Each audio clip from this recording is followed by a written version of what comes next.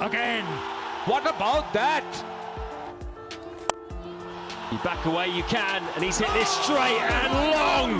O my god, পুরো বিশ্বকে 105 metre ছক্কা মেরে তাক লাগিয়ে দিলেন সাইফ হাসান ও তানজিদ তামিম।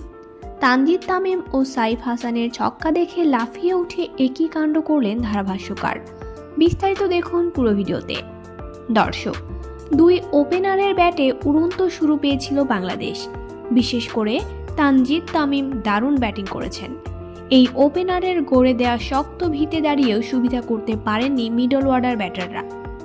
জাকের আলী, লিটন দাসরা প্রচুর ডট বল খেলেছেন, তাতে কোনো রকমে 150 ছুঁয়েছে বাংলাদেশ। আবুধাবিতে টসে জিতে আগে ব্যাট করতে নেমে নির্ধারিত 20 ওভারে 5 উইকেট হারিয়ে 154 রান করে বাংলাদেশ। দলের হয়ে সর্বোচ্চ 52 রান করেন তামিম।